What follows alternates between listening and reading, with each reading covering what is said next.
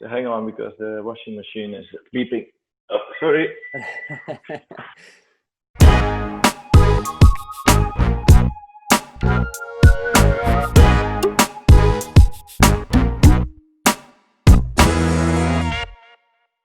Welcome to Team Talk once again with the Kite Games. My name is Michael, and for this episode, I got to talk to a man that for sure knows which kite to bring to every mission.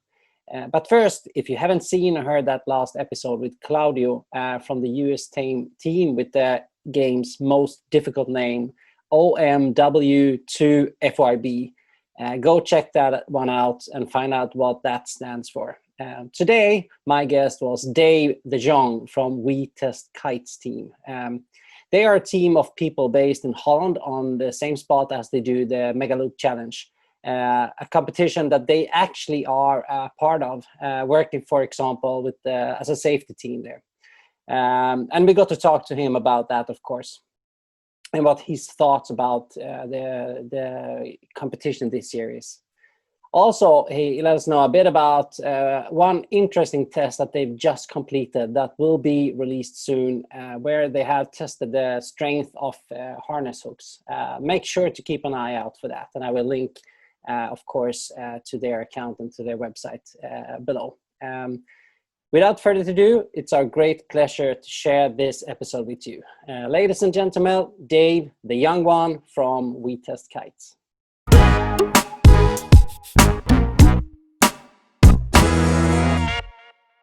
Welcome, Dave. Hi man, how are you doing? I'm doing great. How are you? Good. Yeah. Your name is actually Dave de Jonge. Yes, That's right. like in a low age. Yeah, but you figured that out already, right? Yeah. So it's Dave the young one. That's perfect. Exactly. Yeah. Stay young. Stay. That's very common name. Yeah. Yeah, common name in the Netherlands. Yeah. But still, I mean, yeah, if you can stay young forever, that's the ultimate goal, right? Goal in life, yes. We succeeded. We already figured that out. We are in the top leaderboard of that one. Yeah. You should make one. All right, so Dave, why don't you introduce yourself and the team that you represent in the Kite Games? Yes, man. Yes. Well, we actually live and kite in Zandvoort. Maybe better known as the place where they do the Red Bull Megaloop challenge. Exactly that spot. And so, yeah, this is a great spot to learn or to do kiting, not to learn maybe, because it's kind of rough. It can be like 40, 50 knots sometimes. Well, that's why you do a Red Bull Megaloop challenge. So, yes, that's basically what we do, you know, just have fun on the water. So, and your team is called We Test Kites. Is that like a brand, or is it a company, or how many are you, I mean, in your team? Basically, it's a hobby. So it's not that we earn money with it. And that's a good thing, because it's very difficult and very hard to earn money on anything in the kite scene. So what we do is we're roughly with about 10 people, we test kites and make independent, which is we think is our true strength, that we tell the truth, and not we are not depending on anybody who can say, oh, please don't tell this, because then we're going to go selling less kites or have a bad name. Or so we write what we think. We do that about 5 years now, and that basically started because one brand gave us a lot of gear to go to Tarifa, where we go in wintertime. And then we wrote about it as a sort of a thank you, and then we saw how many people were interested in the results and in an honest review. Then we just took it up from there. We just searched for more new material, wrote about it, and sometimes we get a bit more serious. Like lately, beginning of this year, maybe already the end of last year, we saw that some people had problems with their harnesses, and we dug into this. Like in the past, we dug into the strength of lines. And basically, if you go to a shop and you ask the people in the shop who work, like, okay, I want to have a harness, and then of course you're gonna try it. It needs to fit your body. You need to feel comfort.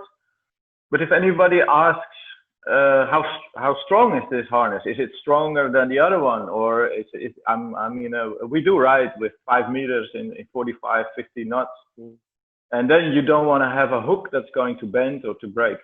well, basically there is no answer, and then we started asking to a lot of brands, okay, what's going on? What do you do for testing?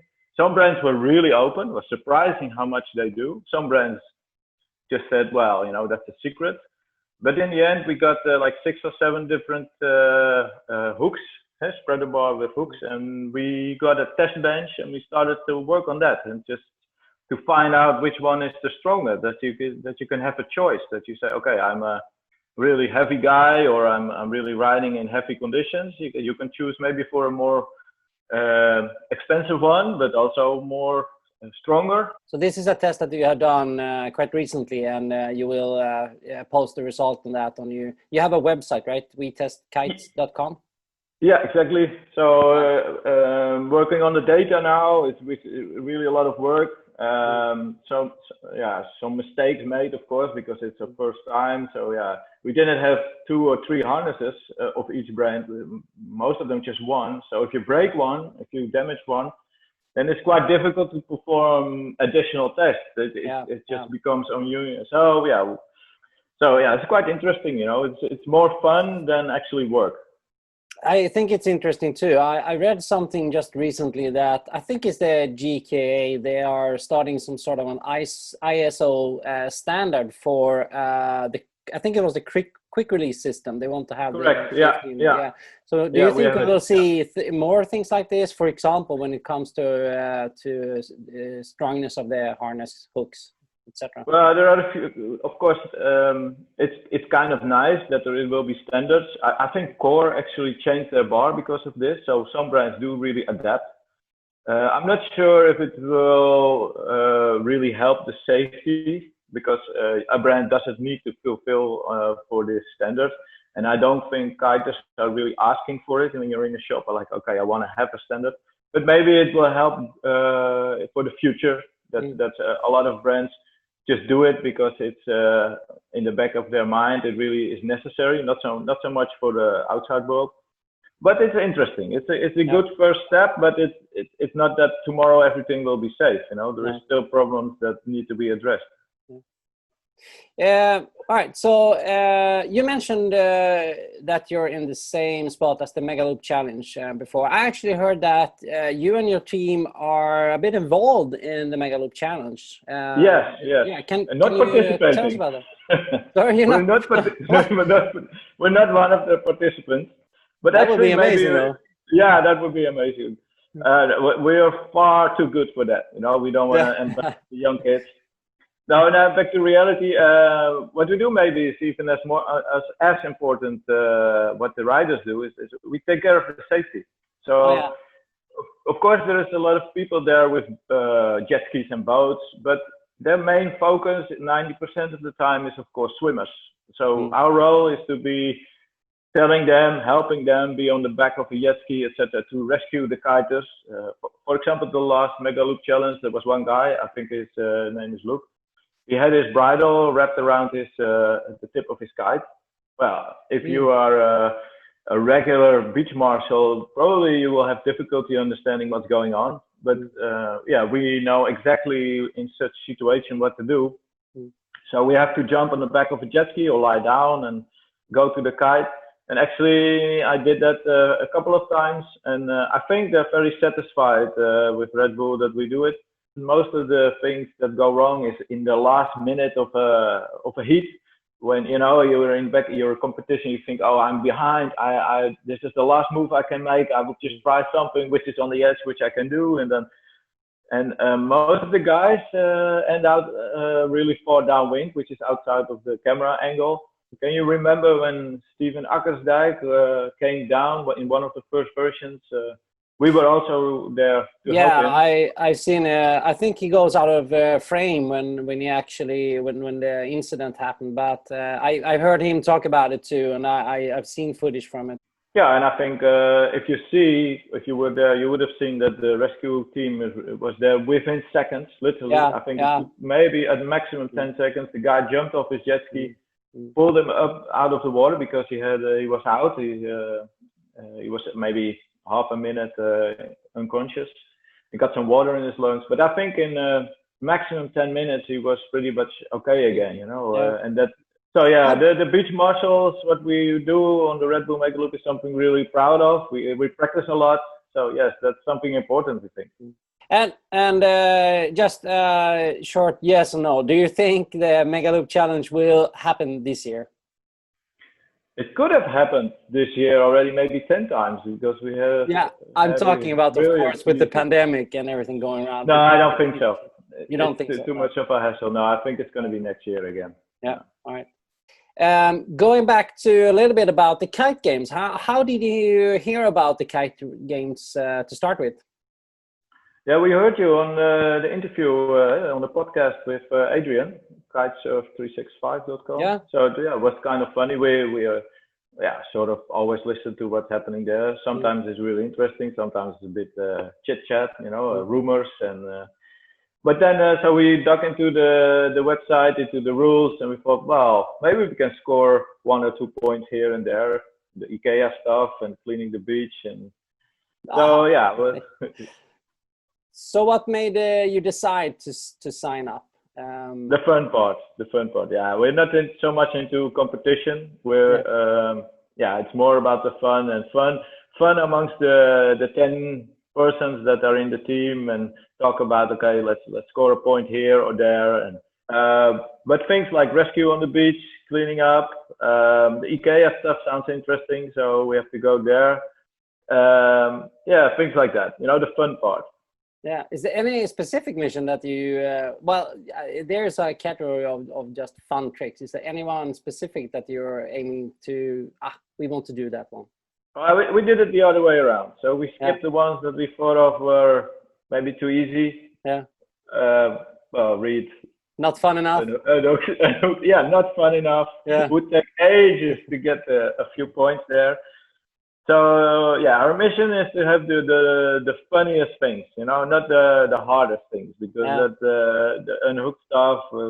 So we do it the other way around. We leave aside what is impossible, and we see what's left. And so we take it the fun side of it. Yeah. And so since you are testing a bunch of different kites and models and brands and everything, do you think you have an advantage in the games, being able to choose which other kite? Yeah. Huge advantage. Yeah, it's all about the material. If somebody else wins, it's because they picked the right gear. It's not because they're so good.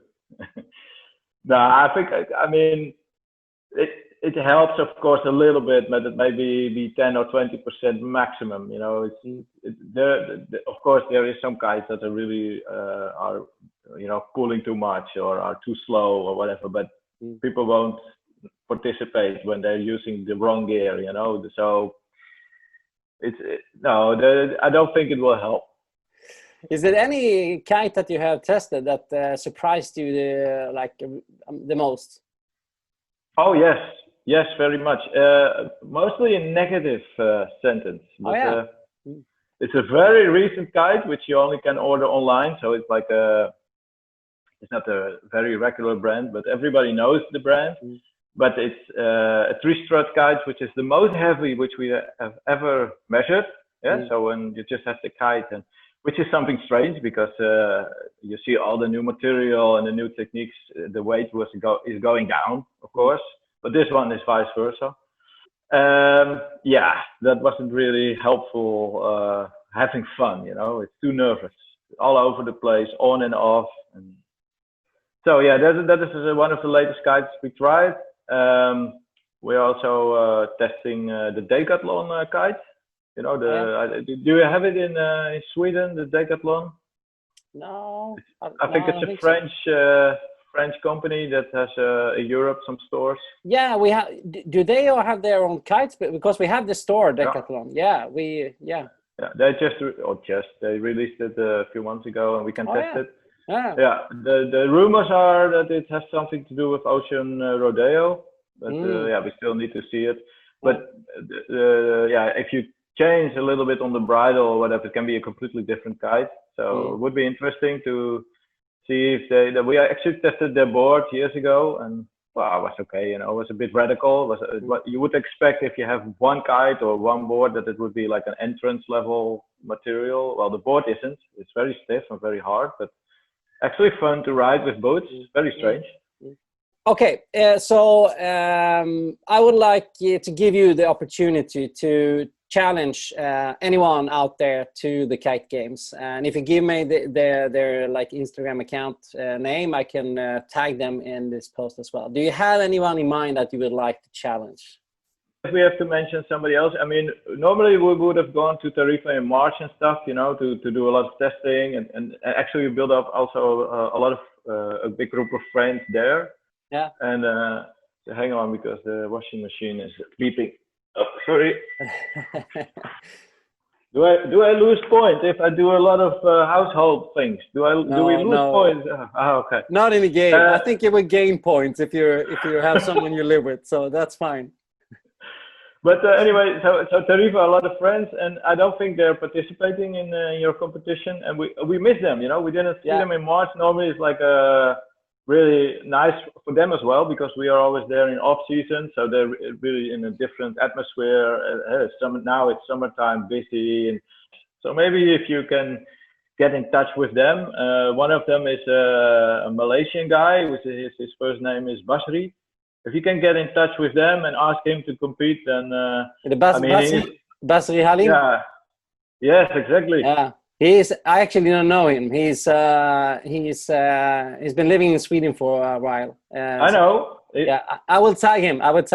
And I will say challenge him. He is born in Malaysia, but I think he has a Swedish passport. Yeah, I know he had at least. He had a Swedish girlfriend or something, and So when I was been in Tarifa, I met up with him and we talked a bit. And great guy. Super great guy. Try to get him into the games, because of course he will be really busy now. Summertime is crazy there, you know, with so many people, and he works in the shops, of course. But you know, when autumn comes, he might be interested to participate. Yeah, okay. I will tag Basri. Yeah. Sure. Do that. All right, Dave, the young one, I thank you so much for being on Team Talk with the Kite Games. I wish you the best in chasing those points, and make sure to go in and check them off as you go, so we can see your progress. We'll do that. Look, man, have a great time. Keep testing those kites and post on your website, and we will make sure to follow that as well. Good. Thank you, Michael. Great. Bye. See you, man. Bye. Bye.